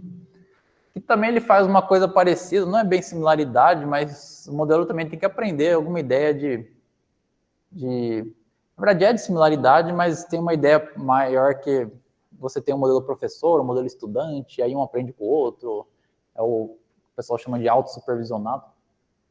Mas esse modelo Dino, ele é bem interessante porque justamente é um modelo que consegue extrair atributos bem ricos de imagens, então o pessoal usa ele como backbone para detecção de objetos, segmentação.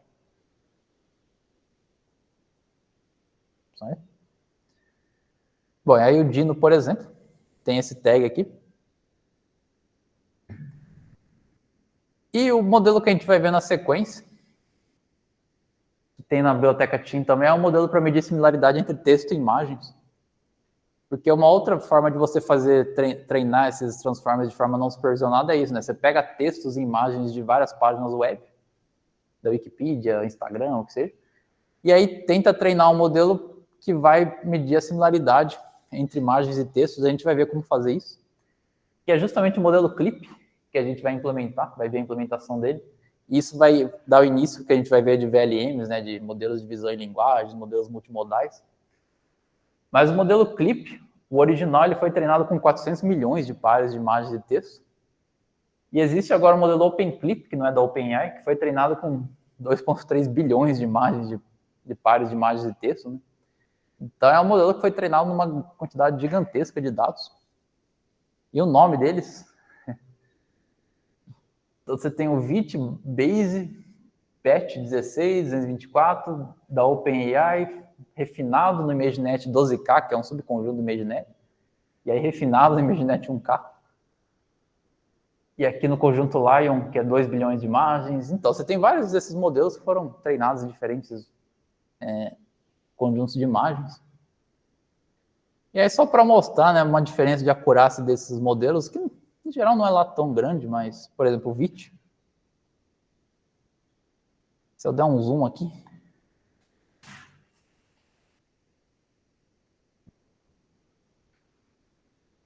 isso aqui tudo é basicamente a mesma arquitetura, VIT, só que treinada em diferentes conjuntos. É meio difícil de ver, né? Mas você vê que chega a dar uma diferença considerável no geral, né? De 10%. Então, por exemplo, esse VIT aqui, que tem a acurácia menor, é um modelo treinado no ImageNet, só que usando um patch de 32 por 32. Então, ele teve uma acurácia menor porque o patch que ele usou foi muito grande, que fez ele perder muita informação das imagens, né, provavelmente. Aí, cadê o 16? Esse aqui é o base 16. Então, esse é o modelo que a gente viu a implementação dele, ele fica ali no 80%. Okay? E aí, se a gente olhar os modelos que tiveram a melhor qualidade aqui, esse aqui é um pouco diferente. Esse aqui, por exemplo, é justamente aquele modelo treinado do CLIP, que é para ver a similaridade entre texto e imagens. Então, você tem um modelo que, em vez de 80%, como ele foi treinado de uma forma diferente, ele tem ali uns 86%. E assim, 6% no ImageNet, até que é bem razoável, porque é um dataset bem complexo, né? O modelo conseguiu melhorar com o mesmo custo, porque o modelo é o mesmo, você tem o mesmo custo computacional, só como ele foi treinado que é diferente.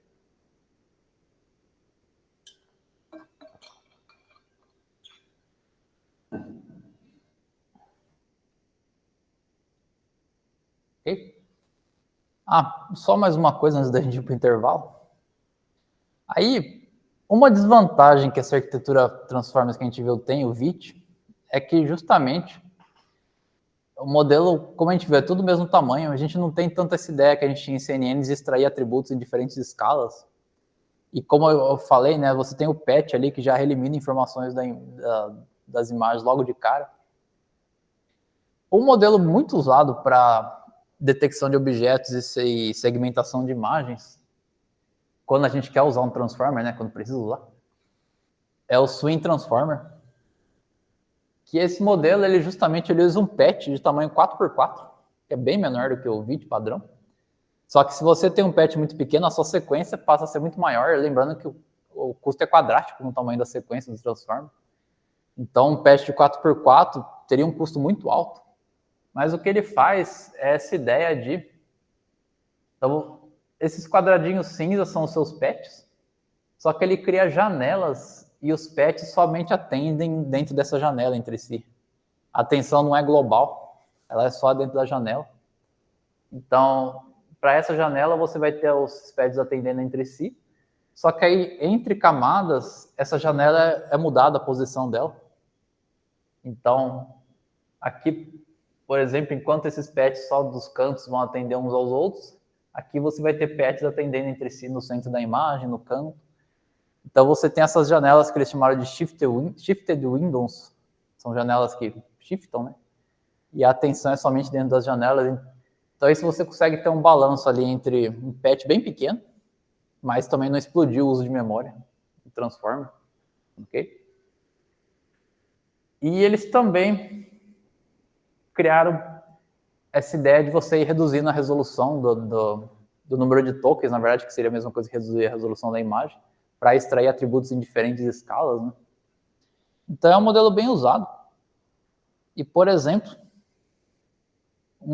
tem o Swim Base com patch 4x4 e janela 7x7. Então a janela significa que vai ter 7x7 patches naquela janela. E uma imagem de entrada 224, mas tem imagens maiores. E aí a gente pode usar esse modelo para extrair atributos intermediários das imagens. Tem aqui um exemplo de como extrair, mas o resultado final vai ser essencialmente isso daqui.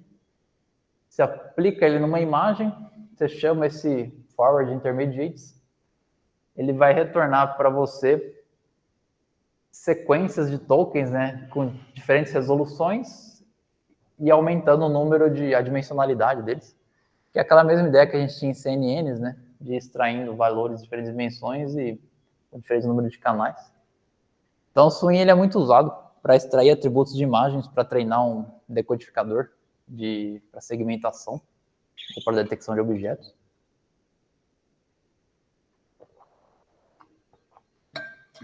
Ok?